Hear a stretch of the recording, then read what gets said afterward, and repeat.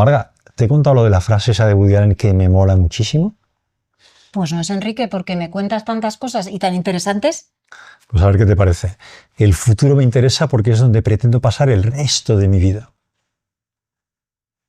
Pues fíjate que nuestra próxima invitada es especialista en futuro del trabajo. Y yo creo que nos va a hablar mucho de carisma también.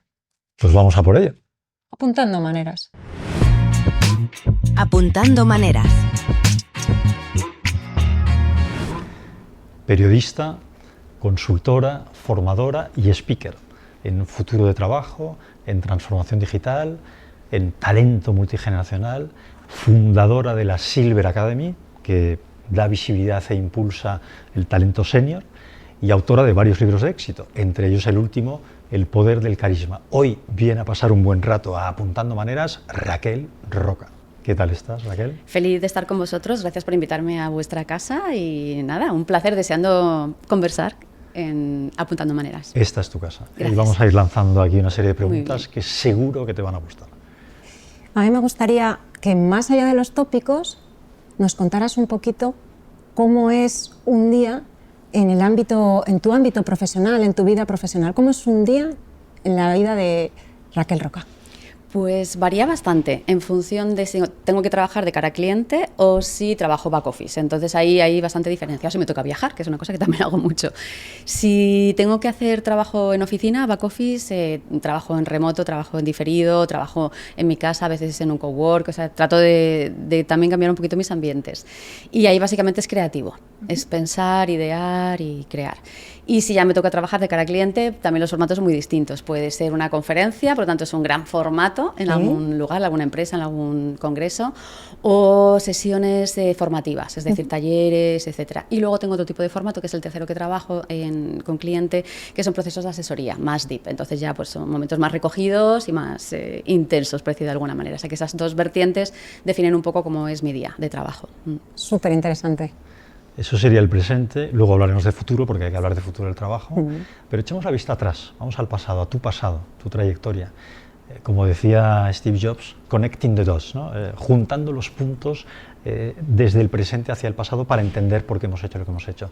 ¿Qué momentos en tu trayectoria profesional, qué decisiones han marcado tu camino para llegar hasta donde estás hoy, Raquel? Yo creo que son infinitos. Creo que estamos hechos de micromomentos de los que no somos conscientes, que nos acaban derivando y haciendo pequeños movimientos para llegar hasta donde estoy. Eso es lo que creo realmente. Muchas pequeñas cosas de las cuales probablemente muchas no soy conscientes. De las que soy más conscientes, de los grandes virajes, por decir así, el más llamativo en mi vida fue cuando yo di el salto de trabajar de manera asalariada de manera independiente. Creo que ese es el más llamativo porque es el que más cambio te produce en tu estilo de vida, ¿no? Yo estuve 20 y tantos años trabajando asalariada en empresas del mundo mediático, ¿no? Como periodista que soy. Entonces, cuando hice ya mucho, hace 16 años o así, el salto hacia la labor independiente, creo que ese fue el giro más fuerte. ¿Qué me llevó aquí? Dos conceptos, el concepto de nomad, que cuando lo descubrí dije yo quiero ser eso de mayor, todavía lo quiero ser, y el concepto de personal branding o de marca personal, que también me ayudó a posicionar mi carrera en un lugar que hasta entonces no había entendido, ¿no? Entonces creo que esos dos conceptos fueron algo que me marcaron mucho y me redirigieron la carrera hacia donde hago lo que hago a día de hoy. Y en esa trayectoria, que nunca es una recta, siempre es zigzagueante, ¿hay alguna curva de estas así muy cerrada, donde las cosas se te complicaran, pero que supiste, digamos, sacar fuerzas de flaqueza para seguir hacia tu camino y ser Enrique, nómada? eso es todo el rato. Te digo la verdad, eso es todo el rato.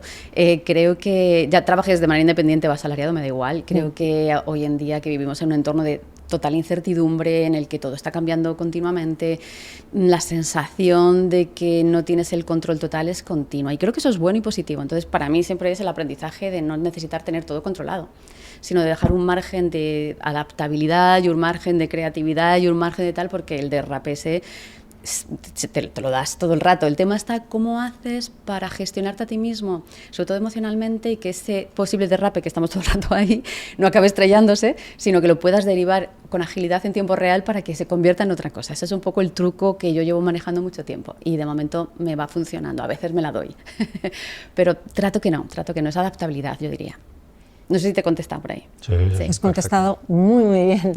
De hecho, hablaremos de emociones y yo soy de las que pienso también que la vida son grises y que somos perfectamente imperfectos. Tanto Enrique como yo pensamos que el talento muchas veces está ahí, pero el talento, si no se cultiva, puede llegar a perderse. Está claro que tú apuntabas maneras y seguramente sería ya desde pequeña. ¿O en qué momento descubriste que había algo, había unas habilidades, un talento detrás y que empezabas a apuntar maneras? Y desde ahí, ¿cómo trabajaste en ello? ¿Te acompañaron? ¿Cómo fue?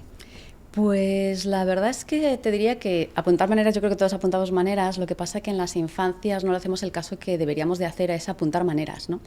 O por lo menos en nuestra época y de donde venimos, no había tanta conciencia de reforzar lo positivo y lo fuerte y no tanto fijarte en las carencias y en lo que se te daba mal, ¿no? A nivel escolar, por ejemplo.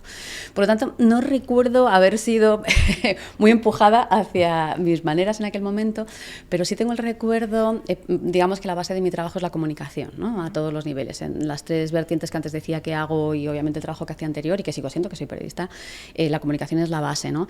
¿Qué parte recuerdo yo que sí me conecta con esto que hago a día de hoy? Que yo leía mucho. Recuerdo leer, o sea, llevarme y ganar campeonatos de lectura en el cole, no por ganarlo, sino porque realmente era una gran lectora, ¿no? Y creo que de leer mucho me vino con el tiempo la necesidad de escribir y la estructura mental, ¿no? Creo que los grandes lectores tienen buenas estructuras mentales, ¿no? Y creo que eso me ayudó a la labor que hago a día de hoy. Por ahí apuntaría maneras. Sin embargo, era una niña bastante tímida de pequeña. Ahora doy conferencias con miles de personas y lo disfruto lo más grande y además me encanta mi trabajo, pero eso necesariamente no estaba. Creo que eso es una skill, por eso también la enseño, que la comunicación es una skill como cualquier otra que se aprende, se desarrolla y se mejora, ¿no? Entonces, pues el perderle el miedo a mostrarse o a sentirse cómodo en tu propia piel a la hora de tal, es una cosa que he ido desarrollando por el camino, con la carrera de periodismo también, pero por ejemplo ahí no sé, nadie hubiera dicho que yo apuntaba maneras, ¿no? En ese espectro que hago ahora. Eso es súper interesante para la audiencia, porque mucha gente que nos escucha estará pensando, ostras, pues yo también soy más bien tímido, soy más bien introvertido, pero si Raquel pudo, pues yo podré, ¿no? Al final eso es súper inspirador, ¿no? A mí me pasa lo mismo, es decir, yo era tímido, soy tímido e introvertido, y claro, cuando me ves actuar delante de 500 tíos, dices, coño, es imposible que este tío sea tímido, ¿no? Pero la realidad es que mi base era esa, lo que pasa es que es desarrollable y entrenable, esa es la gracia, ¿no? Sí. Estamos haciendo un juego, Raquel, contigo de presente, pasado, y ahora vamos hacia el futuro, porque tu súper temazo en estos momentos que es un tema impresionante, el futuro del trabajo. ¿Hacia dónde va el futuro del trabajo? Normalmente las personas que, como yo, que se llaman futuristas, me encanta esta palabra, no hay bola de cristal, luego os enseñaré quizás otra cosa, pero bola de cristal no hay. Se trabaja con una ley de Moore, que es la ley de los rendimientos acelerados. Esto es con la tecnología lo que nos permite prever las cosas que van a pasar.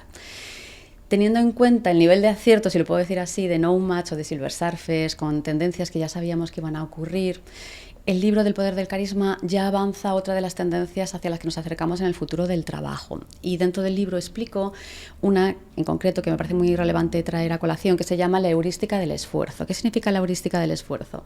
Que cada vez estamos poniendo más en valor aquellas cosas que detectamos que tiene la menor intervención de la máquina, es decir, si lo vemos al contrario, la mayor intervención de la mano humana.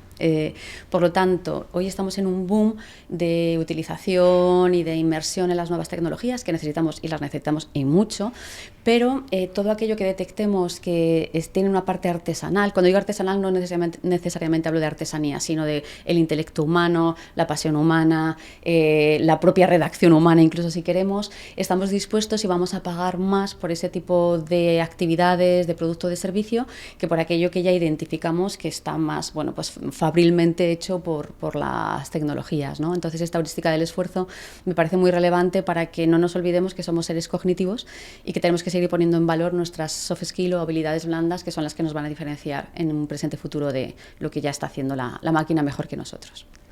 Y yo creo que en ese camino hacia ese futuro del trabajo, que cada vez se va impregnando más, digamos, en nuestro presente, hay mil cosas que son súper interesantes, ¿no? Pero, por ejemplo, una de ellas es que cada vez es más importante el valor generado por el trabajador que las horas trabajadas. Y ahí el concepto nomad y el trabajo en remoto, etcétera, tiene mucho que ver, ¿no? Eso es algo que ya cada vez menos importancia a las horas trabajadas y más al valor que generamos.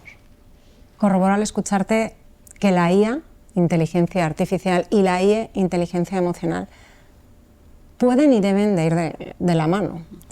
Y escuchando también tu relato de esa niña devoradora de libros, futura escritora, quiero hacer especial hincapié, y lo hacemos en más de una ocasión, a nuestra audiencia, que hay que estar atentos a los talentos en esos niños y en esos jóvenes.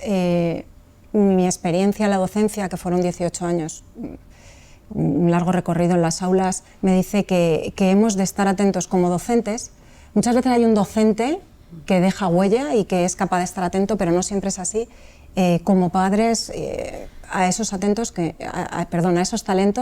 empiezan a apuntar maneras, y de hecho así me parece, has dado testimonio de ello, Raquel. Totalmente, Marga. De hecho, es que te diría que todavía va cambiando el sistema educativo y nos vamos acercando hacia lo que necesitamos acercarnos de cara a la educación, también para preparar a esos nenas hacia el futuro laboral, ¿no? Que va a requerir de ellos otras cosas totalmente distintas a la preparación que están hoy en día teniendo.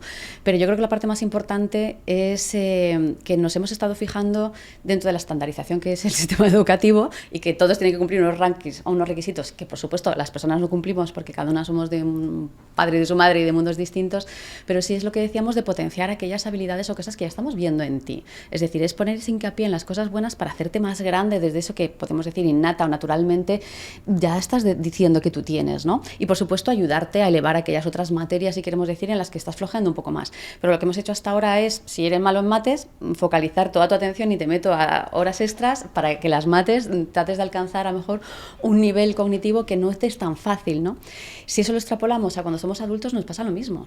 Yo me encuentro que también a nivel empresarial muchas de las personas se fijan más en las carencias que tienen o en los defectos que tienen que en amplificar todo el potencial de esas skills transversales que tienen, ¿no? Entonces, qué importante autoconocérselo primero y detectar esas cosas bonitas las que tenemos, pero también para magnificarlas, ¿no? Y hacernos sentir que nuestra autoestima también crece en ese sentido. Así que muy de acuerdo contigo. Sí, las inteligencias múltiples y la inteligencia emocional son asignaturas pendientes. Es que nos enseñan. Y por favor, no se trabajan, hay que enseñarlas. Ténganlo en cuenta. Sí, y como papis, ¿no? También. Eso es, eso es. O sea, como papis ha cambiado radicalmente la situación, como tú dices, ¿no? O sea, cuando yo era pequeño, desde luego, lo típico era que nuestros padres se fijaran en todo lo negativo y el refuerzo positivo no existía. Y de hecho, me estoy acordando de cómo tú y yo nos conocimos. Que tú ahí lo que hiciste con tu primer libro, que creo que todavía eras redactora jefe de Cosmopolitan y estabas ya iniciando esta transición, que luego hiciste brillantemente, como todos sabemos, era un libro que dedicaste a gente, era Este crack te suena. O sea, detectaste a gente que, bueno, te parecía que hacía cosas buenas y tal. En mi caso fue un error de selección, te equivocaste y te creíste que yo hacía alguna cosa buena y me incluiste en ese libro. Pero claro, eso era un ejercicio de generosidad por tu parte, Raquel, lo estoy pensando porque viene totalmente al hilo que estamos diciendo. Y era un libro, bueno, es un libro donde lo que hace es, digamos, hablar de las fortalezas, talentos, cualidades de una serie de personas del panorama. Sí, que con singularidad, ¿no? Porque eran personas que en ese entonces, ahora ya muy orientado también al mundo digital que estaba emergiendo en aquel entonces, pero con vuestras singularidades y cosas detectadas, ¿no? Y la verdad es que sí, a mí me parece que acerté en todos los perfiles que me di en el libro, me parece que acerté. Enrique, tú por supuesto. Bueno, Raquel, te hemos pedido, ya lo sabes, lo hacemos con todos los invitados, te hemos pedido que traigas un objeto relacionado con tu talento y que nos lo enseñes claramente y que nos lo expliques. Muy ¿Lo tienes bien. por ahí? Lo tengo por aquí. Le voy a dar un poquito de vidilla porque la gracia de este objeto está precisamente en cuando se mueve. Pues este es el objeto. Bonito, ¿no? Eso es un jaguar, ¿no? Es un jaguar, aquí lo tenemos, es un Black Jaguar y es una palmera. Súper bonito, ¿eh? Sí, es bonito. Tengo que deciros que yo siempre me ha parecido muy friki lo de las bolas de... Siempre que los he visto he dicho, qué horror, porque la mayoría son súper horteras, tengo que decir. Pero es verdad que vi esta en un momento en el que justo estaba escribiendo y trabajando sobre el libro del poder del carisma, esto tiene que ver con esto, y la verdad es que dije, esto es una señal. Entonces, esto es dorado, esto es bonito, y aquí hay un jaguar negro que me inspira, entonces por eso lo traigo. ¿Y lo encontraste, es latinoamericano o español? No, está aquí en España, sí, lo encontré en una tienda de decoración en España. No, lo digo porque como en América el jaguar... Podría haber sido, pero traerme esta bola desde Latinoamérica, os digo que no, que voy siempre con la maleta súper ajustada, cuando voy, cuando vengo. Oye, entonces, ahondando en eso, ¿no? Último libro, El poder del carisma, ahí precisamente lanzas tu método Black Jaguar. Es un método muy concreto, que además hay una serie de acrónimos, ¿no? Con la B, la L, todo la doble palabra Black Jaguar. Que las tengo aquí, ¿eh? Las tengo aquí siempre. Claro, pues explícanos, o si quieres leer Descríbelo ahí, ¿en qué consiste eso de Black Jaguar? Sí, lo cuento un poquito antes porque a colación de que viene, y la tengo puesta no solamente para recordarle que no se me olvide, sino porque está por esto, esta bola tiene que ver con este acrónimo, para que no se me olviden estas palabras, ¿no? En el sentido más emocional, obviamente me las sé intelectualmente. ¿Qué significa un Black Jaguar? Dentro del libro El poder del carisma, yo hablo de la importancia que tiene para las personas ser carismáticas. El carisma es un concepto que no hemos entendido muy bien, incluso está como un poco muy alejado de nosotros, y sin embargo lo necesitamos más que nunca, a nivel empresarial, a nivel de vida, pero empresarialmente también. Significa esas personas, muy enfocado también a líderes, que cuando tú estás con ellas te hacen sentir a ti mejor, que cuando tú estás con una persona carismática, lo que hace es que ve cosas en ti que tú mismo no ves, te hace sentir más grande, te eleva, ¿no? Te hace brillar. No brillas tú, sino que brilla la persona que está contigo, ¿vale? Eso es importante. Por tanto, hace mucha falta ese tipo de personas hoy en día en las organizaciones. Bien, los jaguares, el jaguar tiene un montón de condimentos, desde el movimiento, desde la presencia, desde que es un animal que ha conseguido habitar enormes partes latinoamericanas. Bueno, es un animal que me inspira, yo voy mucho a Latinoamérica y tengo esa conexión. Y hay muy poquitos jaguares negros, es una singularidad, ¿no? Y pasa lo mismo, siendo una característica que todas las personas podríamos tener, hay muy poquitas personas carismáticas, muy poquitas organizacionalmente. Por eso lo traigo a colación para que nos demos cuenta de que cualquiera puede serlo si lo aprende. Y luego es un acrónimo con las palabras jaguar que tiene que ver, las leo aquí si queréis, la J es jovialidad, es ser jovial, que es una palabra preciosa. Todas son preciosas, pero se utilizan poco. El A es de asombro, el poder del asombro, de asombrarnos ante las cosas que van pasando por nuestra vida, aunque estemos en un momento de recurrencia. La G es gentileza. Creo que no hay nada más bonito que ser gentil con otras personas. Ser gentil incluso con aquellos que te caen mal, ahí está la dificultad. Eso es de una persona que tiene capacidad de ser pues un Black Jaguar. Único, esto significa que entiendas, valores y cuides tu propia autenticidad, que no pretendamos ser como otros a ningún nivel, ¿no? Y la persona carismática tiene esa capacidad de ser único y mantenerse única. El A de atractivo, no de ser guapo o guapa, que si lo tienes fenomenal, pero no se trata de esto, sino de nuestro poder de atracción, ¿no? En definitiva, a las personas que otras quieren, tienes una energía tan bonita que otras personas también desean estar contigo para contagiarse. Y la última, que es la R, es de respeto. Al final el respeto es una cosa que tú no decides que te dan, sino que el respeto se gana y te lo otorgan los demás, ¿no? Y una persona que se gana respeto es una persona que tiene, entre otras cosas, la empatía y el cuidado por los demás, y la intelectualidad emocional es suficiente para poder hacer bueno, pues este ejercicio carismático de hacerte sentir a ti que brillas más, y hacerte sentir a ti mejor cuando tú estás conmigo. Así que mogollón de cosas que tiene la bola. De hecho, Raquel... ¿La puedo dejar? Sí, claro. Sí. Escuchándote, yo me dedico al campo de la inteligencia emocional, que es un campo que me apasiona, y me ha surgido una pregunta. ¿Crees que el carisma puede ser primo hermano de la inteligencia emocional?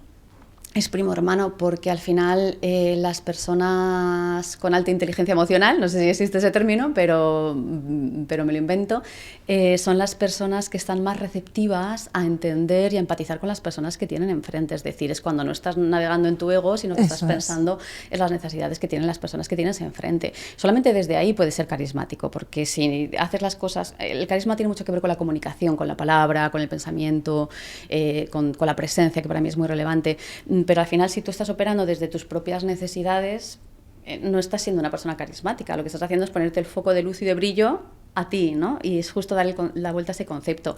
Y solamente cuando tú entiendes a las personas que tienes enfrente, y por eso tienes que pasar por ellas y a través de ellas y que te importen, es cuando realmente haces una conexión emocional de valor. Entonces, sin duda, sí. Entonces significa, salgo de mi ego, de mis necesidades, no quito mis necesidades, sino que las pongo a la altura de tus necesidades. Es decir, porque eso no me anulo como persona, pero tú y yo tenemos que estar a la par, ¿no? Y eso significa que trato de entenderte, trato de comprenderte, trato de hacer escucha activa, que también nos falta mucho, etcétera, etcétera. Absolutamente. Entonces, sí, absolutamente son primas hermanas o muy cercanas. De eso y de la inteligencia adaptativa, que es otra inteligencia muy necesaria. De hecho, creo que quizás podría ser esa mirada ancha y profunda, libre de prejuicios y sesgos, pero que sin embargo roza constantemente la coherencia y la sensatez, ¿no?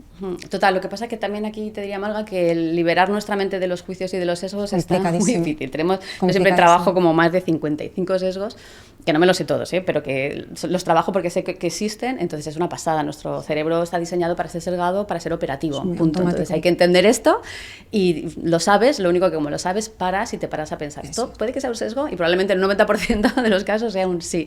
Entonces es no tirar millas sin pensar en esto, pero que somos sesgados por naturaleza. ¿Hablamos de emociones, Marga, o no? Sí, sí, dale, dale. ¿Le doy yo o le das tú? Dale tú. Cuando dos niveles, ¿vale, Raquel? Emociones en tu trabajo y luego emociones en la vida. Emociones en tu trabajo, ¿qué peso tiene? Estamos hablando, Marga es lo suyo. ¿Qué peso tienen las emociones en tu trabajo? Todo. Es que somos seres emocionales por encima de intelectuales. Es que de esto trato también de desmitificarlo y desmontarlo en mis formaciones, en mis conferencias o en las asesorías, porque hemos pensado, todavía tenemos algún concepto un poco viejito del concepto del trabajo, que el ser humano no es ser emocional cuando está en un entorno de trabajo y que es un ser intelectual y pensante, y no es cierto. Nosotros somos seres sociales y emocionales por encima de cualquier otra cosa. Por lo tanto, incluso todas las decisiones que creemos que son intelectuales han pasado siempre antes por el filtro de la emoción. Entonces esto es muy importante. ¿Cómo está la emoción? A full, todo el rato. Emoción entendida desde esto, desde que somos seres emocionales. Y luego ya tienes el concepto del sentimiento, que eso es otra cosa distinta, que también trato que esté en todo lo que yo hago, que es decir, sentimiento y levantar sentimientos o acceder a sentimientos positivos en las personas, ¿no? Y que nos demos cuenta de qué importante es que cuando tú mismo gestionas tus vibraciones, gestionas tu emocionalidad en positivo, pues todo es una cadena de hechos que te va a beneficiar en última instancia, ¿no? Y además en el trabajo no somos seres aislados, estamos siempre en contacto con otras personas, somos cadena. Por lo tanto, no me sirve el que hoy tengo un mal día. ¿No? Yo siempre digo, no me sirve tu mal día. Si tienes un mal día, tienes derecho a tener un mal día, pero si estás en contacto con otras personas o tienes que hacer una presentación o cualquier cosa, tienes que gestionar tu mal día, porque al final somos contagiadores de buenos o de malos días, ¿no? Entonces, la emoción está súper presente y los sentimientos trato que también. De hecho, antiguamente se decía que éramos animales racionales. Mi padre lo decía siempre, somos animales racionales con todas las emociones que él tenía y que tenemos todos, ¿no? Y yo en Animaladas, precisamente el libro con el que creo que me descubriste, hablo mucho de esa parte emocional y nos inspiramos en los animales, y hay animales que además son empáticos, por increíble que parezca. Y vamos a la emoción en tu vida, ¿no? Nos gusta ir saltando de lo profesional a personal, ¿no? ¿Qué te emociona en particular? Y te digo ejemplos, ver una puesta de sol, el mar, una buena conversación. ¿Qué es lo que a Raquel Roca le emociona? Pues me voy a tirar el pisto,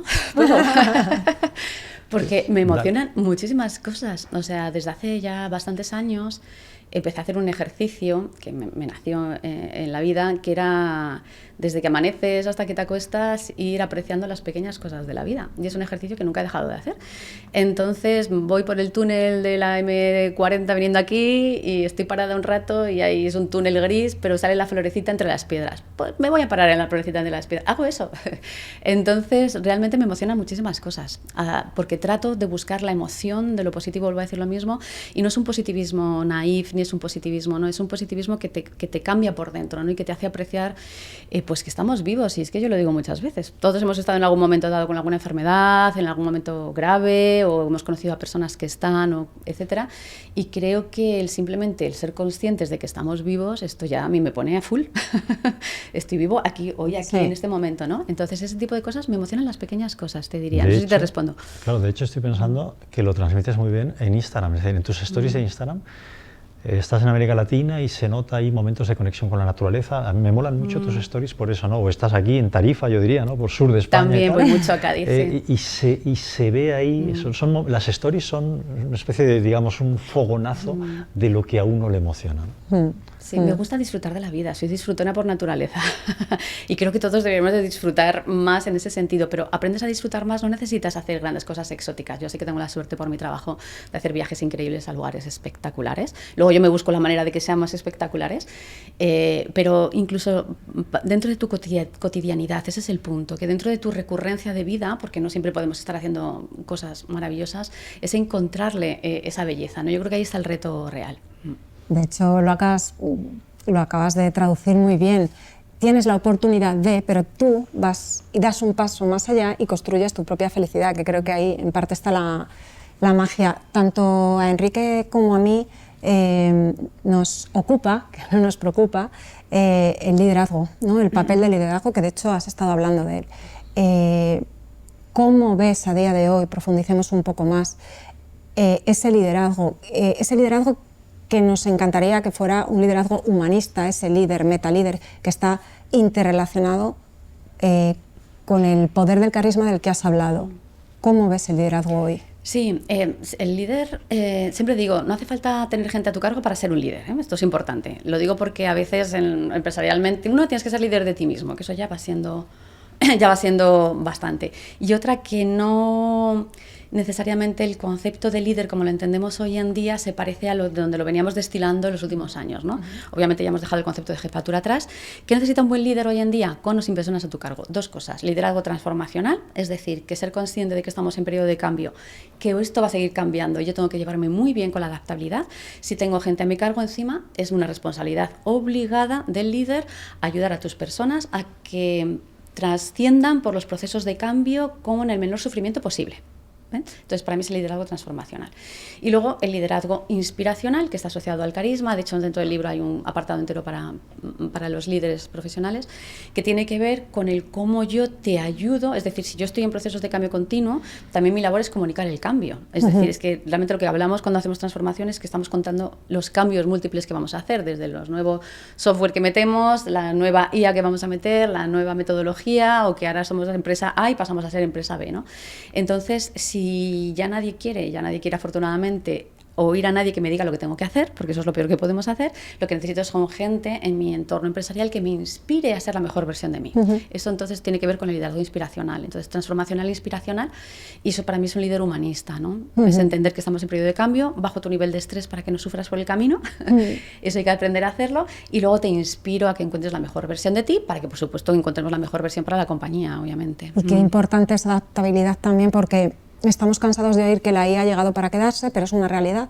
Y creo que la IA, no sé qué opinarás tú, desata emociones desafiantes, pero también potenciadoras. Entonces, creo que ese desafío es ponernos a la altura, entre comillas, hasta donde nosotros podamos, y esas emociones potenciadoras que desata es aprovechar la oportunidad de adaptarnos a ello. Totalmente. De hecho, entre las formaciones y talleres que más doy en los últimos 2 años es uno que tiene que ver con la inteligencia adaptativa. Entonces yo juego con inteligencia artificial generativa versus inteligencia humana adaptativa. ¿Quién va a liderar el futuro del trabajo? Este es el título directamente y es tal cual. La solución no la quiero dar para que me si la doy. Es broma. Al final, la inteligencia adaptativa, que es un IQ, que se puede medir como los otros, la inteligencia de cualquier otro tipo, es la base para poder tener esa adaptación en tiempo real de lo que está pasando. Quiero decir, ahora es la inteligencia artificial, pasado mañana llegarán otras tecnologías con otros nombres distintos, sí, pero la esencia del ser humano con sus intangibles, que me gusta llamarles a mí, que son sus competencias intangibles, esas no cambian. Ahora bien, lo que pasa es que si estamos metiendo mucha tecnología, estoy dejando de utilizar, de preparar y de integrar y de mejorar mis propias capacidades humanas. Entonces va a haber un momento en el que yo mismo le estoy regalando o delegando a la máquina propiedades humanas que no estoy poniendo en valor porque las he dejado de actualizar, que es lo que ocurre muy a menudo. Entonces yo tengo que estar siempre sacando mi punta a mí en mis intangibles, ¿no? Y mejorando mis intangibles. No solamente aprendiendo, que lo necesito, por supuesto, de las tecnologías u otros aprendizajes que tenga que hacer, ¿no? No sé si por ahí es un poco la respuesta. Fantástico. Hablabas de liderazgo transformador. Hay una frase sencillísima de Xavier Marcet. De eso es un libro, frase y libro, que es crecer haciendo crecer. O sea, el liderazgo transformador, cuando tienes realmente equipo, como tú decías, un líder, digamos, todos somos líderes de nuestra vida y no hace falta tener un equipo. Pero cuando tienes realmente un equipo, permitirles a esa gente que tienes a tu cargo que crezcan, darles la opción de que crezcan, muchas veces significa que van a poder llegar mucho más lejos de lo que sucedería si no los dirigieras de esa forma, ¿no? Y si ellos crecen, tú creces como líder y el negocio crece, y eso es súper interesante, ¿no? Total. Quiero traer a colación, tenemos ahí un ratito, nos podemos explayar un poco, algo que he mencionado en la presentación, y es la parte de Silver Academy y la parte de talento senior en particular, ¿no? O sea, no me gusta ni hablar de talento senior ni de talento junior, tiene que llegar un momento en que solo hablemos de talento sin hacer ese tipo de distinciones, pero de momento toca hacerlo. Y va a tardar. Claro, sí, y va a tardar. sí. Y va a tardar. Entonces, Raquel, ¿qué opinas, y hablando de liderazgo, lo junto con el liderazgo, qué tiene que hacer un buen líder, qué tiene que hacer una buena empresa, una buena organización para conciliar talento junior con talento senior y para lograr que de ahí salga lo mejor posible, porque si no lo hace así, lo que se va a producir es un choque generacional tremendo, ¿no? ¿Qué hay que hacer por ahí? ¿Qué pautas darías? Sí, aquí hay dos aristas, Enrique, importantes. Una que tiene que ver con la convivencia intergeneracional, que es un tema, y otro que tiene que ver con el talento senior, que es otro, que acaban confluyendo, pero son dos conversaciones diferentes, podríamos decir. Una, para mí la más relevante ahora, es que la demografía nos manda, es una de las tendencias del futuro del trabajo, de lo que hablábamos antes, que nos está cambiando ya el sistema organizacional, económico y de desarrollo de carreras. Ya sabemos todos que nuestras carreras van a ser más largas, ¿vale? Dicho esto, aquí sí confluye, si tengo carreras más largas en la empresa, la gente no se jubila, obviamente va a haber más generaciones conviviendo en el entorno de trabajo que ya está pasando. Pero el talento senior, el problema que tenemos ahora mismo, y esto se da en todas partes, que es el edadismo famoso, que es la discriminación por cuestión de edad, se da en cualquier edad, pero el target, donde ya tenemos las cifras, que es donde más se da, es en las personas entre 50 y 55, bueno, a partir de 50, ¿no? Incluso menos de 40 para arriba, pero bueno, lo voy a subir un poco ya, de 50 para arriba. ¿Qué ocurre? Que poblacionalmente hablando, en España y en muchos otros países latinoamericanos, el target de población activa hoy en día más grande está justo en esa edad, es decir, donde está la masa más grande de personas en momento laboral está entre 50 y 55, que son justo las personas que estamos dejando fuera del entorno de trabajo, o con prejubilaciones, o porque se despiden y ya no vuelven a ser contratadas. Entonces ahí tenemos el gran hándicap. Por lo tanto, la empresa que necesita primero lo que yo llamo ser age-friendly, es decir, ser amistoso con la edad, es decir, es entender que tú has estado probablemente haciendo discriminación por cuestión de edad sin saberlo. Siempre digo que la discriminación es inconsciente, porque si no sería un mundo horroroso. Entonces es discriminación inconsciente, por lo tanto tengo que darme cuenta de qué punto estoy y empezar a trabajar en el talento senior para que no se quede fuera y para poderle meterle todas las estadías del proceso de trabajo. Y luego, por otro lado, la otra capa, que es entender que además cuantas más diversas son las generaciones entre sí, cuanto más pues los baby boomers, por ejemplo, con los Z, más conflicto creemos que hay intergeneracional, que ya se está dando también en la corporación. Y entonces ahí hay que trabajar otra estrategia. Cuando juntas todo, en mi libro lo que hablo, Silver Surface, es una estrategia de age management, que al final tiene en cuenta todos los procesos desde contratación hasta el de salida, desarrollos de carrera, espacios de trabajo, mentores, etcétera, que se puede hacer en la empresa, que hay muchísimas cosas para hacer, para integrar los talentos y para poner sobre todo en valor el talento que más necesitamos, que es el talento senior hoy en día. El joven también lo necesitamos, ¿eh? Lo que me refiero es que el que se ha quedado excluido, se está quedando fuera, es el senior. Sí, que se está haciendo un esfuerzo en que cada vez sea menos así, pero como tú decías antes, va para largo. Una diferencia brutal entre ese boomer y el generación Z es que el boomer tenía, digamos, un concepto lineal del trabajo. Lineal era, primero me educo, tú que sabes mucho de educación, ¿no? Primero me educo, pero es una primera etapa que la cierro y después me lanzo a trabajar y después me jubilo. Eso es el concepto que en la cabeza de muchos baby boomers está aquí. En cambio, generación Z, generación Y, los más jovencitos, millennials, centennials y tal, ahí no. Ellos ya tienen claro que van a aprender continuamente, da igual la edad que tengan, y que todo se mezcla, ¿no? O hacemos eso a la idea todos de que tenemos que estar todos aprendiendo, da igual la edad que tengamos, o morimos, porque la realidad del presente y el futuro del trabajo nos afecta a todos por igual, independientemente de la edad que tengamos. Quiero decir, no sé que estés ahora mismo a punto de jubilarte, y ojo, que si estás a punto de jubilarte, te van a quedar entre 20 y 25 años de vida por delante, que yo siempre lo digo. Entonces, a lo mejor luego vas a tener que hacer una segunda o tercera carrera, probablemente también muchos de nosotros, por una cuestión económica. Ojalá que sea porque quieres seguir dando valor al mundo y que tu intelecto nunca muera, ¿no? O tu trabajo. Pero al final todos estamos en aprendizaje continuo, porque todo cambia rapidísimamente.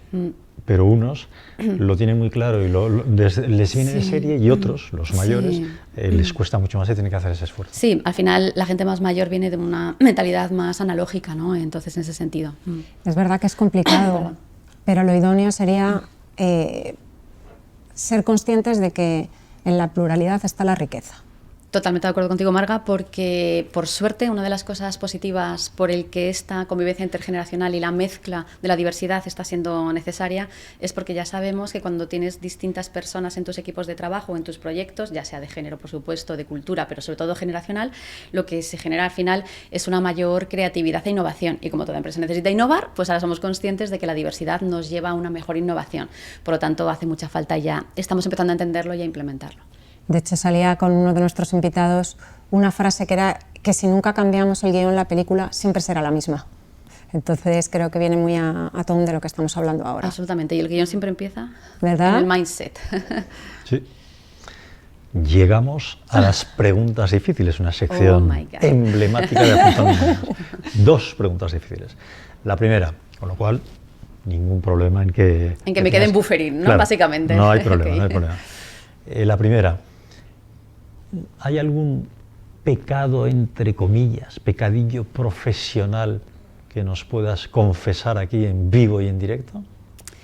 Sí, que soy impaciente conmigo misma. ¿Se puede decir así? Tengo impaciencia, entonces soy una persona muy rápida, muy ágil, me gusta todo como que hacerlo ya, y a veces me doy cuenta y me he dado cuenta y he aprendido que cuanto más rápido va el mundo y más exige de ti, también porque mi trabajo es el futuro del trabajo y las tendencias y eso me obliga a ir, más necesitamos pararnos a pensar. Entonces sí, a veces he pecado de ir demasiado rápido y estoy aprendiendo en el proceso de pararme a pensar. Enrique, qué honestidad y qué rapidez de respuesta. Hay un autoconocimiento increíble. Enhorabuena. La importancia de pausar. Sí. Ya, es que Raquel es Raquel. Sí.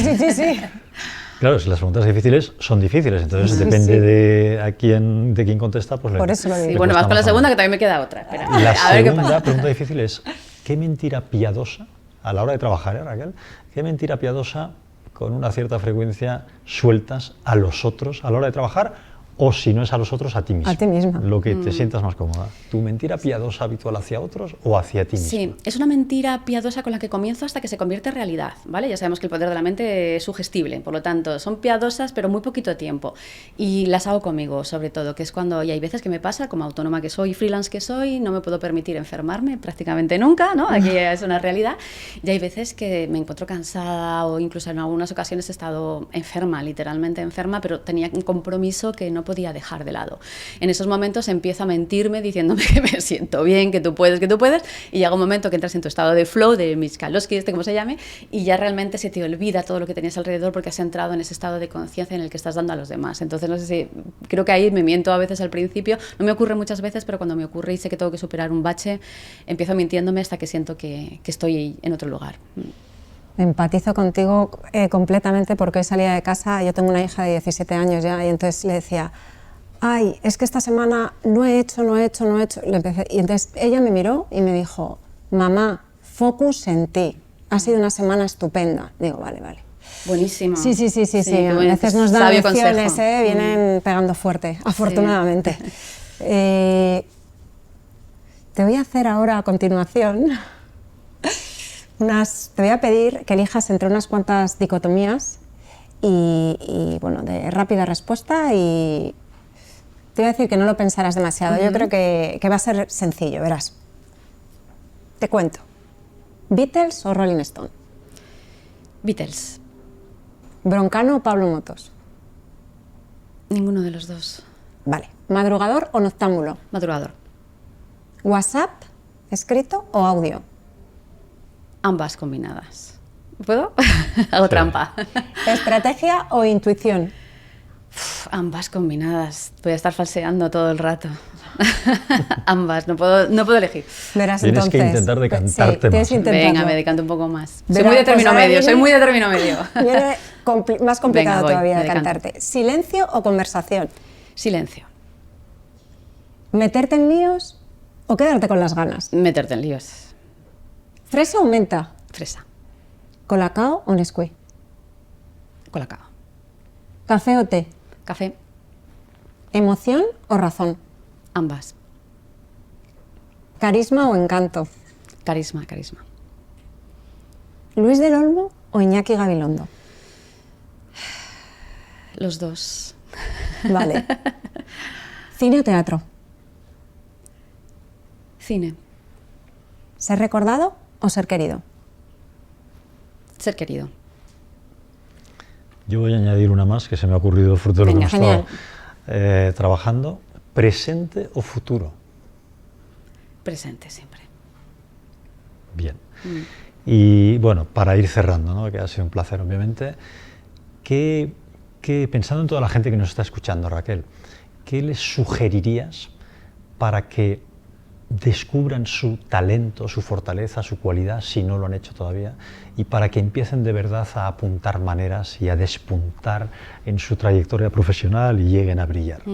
Pues dentro de esto que hemos hablado, que es pararnos a pensar, ahora que va el mundo tan rápido, que nos entra el contagio, la angustia por todo lo que no sabemos, por todo lo que nos falta por conocer, por todo lo que no hemos hecho, para mí el consejo sería, cógete un vino, una cerveza, un té, un café, lo que te dé la gana, según tu momento del día, y date el derecho que tienes a pararte, a sentirte, porque cuando te empiezas a escuchar un poquito más, la respuesta de lo que necesitamos ya la tenemos dentro. Y es que suena un poco raro, pero no lo es. Entonces, escúchate más, sigue tu instinto en ese sentido y hazle caso. Entonces, una vez que tú empieces a notar y a saber y a escucharte y a identificar qué es lo que en este momento de tu vida tu cuerpo te va pidiendo, fórmate.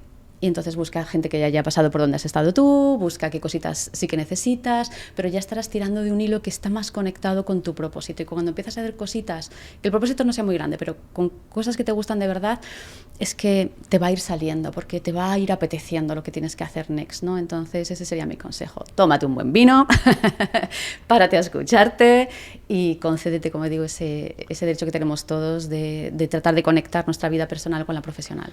Es un consejo muy chulo porque mezcla, digamos, una parte un poco hedonista, ¿no? Disfruta del momento y aprovecha esa pausa para, bueno, para el autoconocimiento, para entrar a analizar de verdad, digamos, dónde estás y lo que quieres. Oye, Raquel, podríamos estar horas y horas hablando contigo. Sí. Hemos tocado temas súper variados, chulísimos, Black Jaguar incluido, y te agradecemos mucho todo lo que nos has hecho pensar, aprender y disfrutar. A vosotros por invitarme a Apuntando Maneras, y es un podcast que apunta muchísimas maneras, lo sabéis, ¿no? Muchas gracias. Sin lugar a dudas, eres una mujer emocionalmente inteligente. De verdad. Muchas gracias viniendo de alguien que sabe tanto de esto. Gracias. Gracias por haber venido. A vosotros, un placer.